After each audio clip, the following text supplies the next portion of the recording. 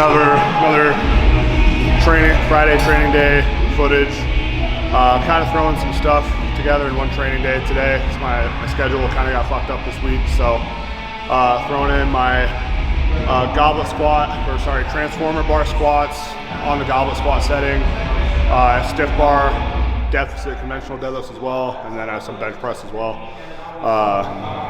So not intentional, put all these in the same day. Like I said, my schedule's kind of got fucked up this week, so we're putting them all in the same day. But this is the first time I've ever thrown in this bar outside of just using like a normal safety squat bar.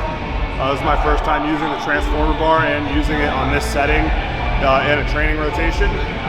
It is insanely challenging for me. My mid back is very weak, kind of my like lower to middle traps.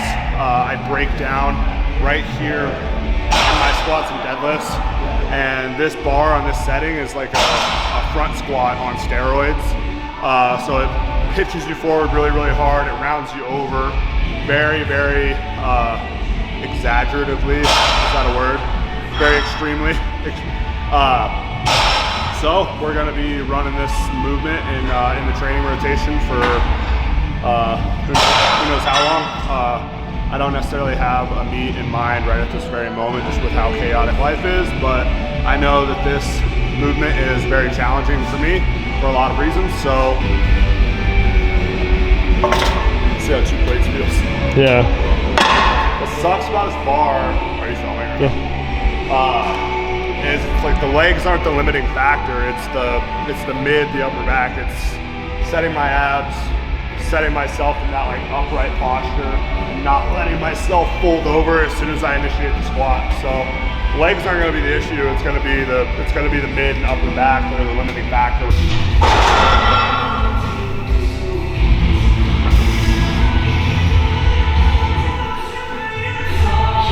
That sucks. This is kind of a random rant thought I have.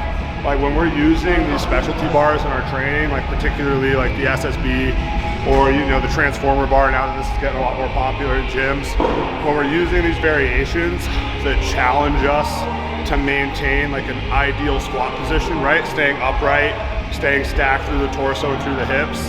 If I'm using like an SSB or this bar, like I already fucking said, and I'm like getting the reps just fine, and like I said, the legs aren't the limiting factor. If my technique starts to break down through here, like if you're able to complete an SSB rep, but if you're coming up and essentially good morning it up, like doing a good morning out of the hole and turning it into like a deadlift pattern, then it essentially like defeats the purpose of using the bar. You want to use the bar in the context of like strengthening your mid and upper back, like through flexion and getting out of flexion and extending. That's a great deadlift accessory. Put that in your programming as a deadlift movement. But we're trying to use these movements to build our squat pattern, then cutting the weight at a weight range where we're not able to maintain that stacked and upright torso all the way through.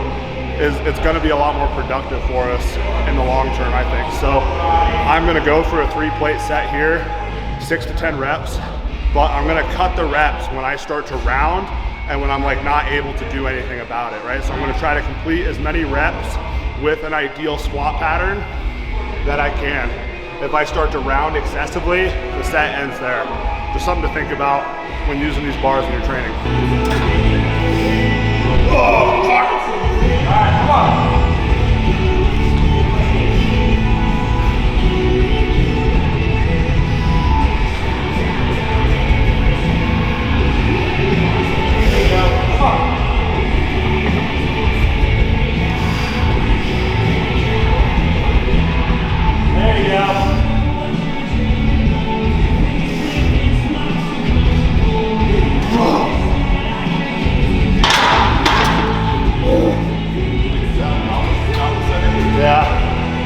Was that 5 or 6? It's 5.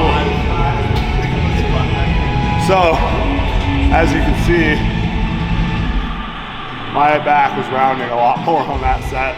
So we cut the reps when technique breakdown happened, as you should, as opposed to completing 4 more reps that were going to be really sloppy and not really provide find much benefit. So there you go.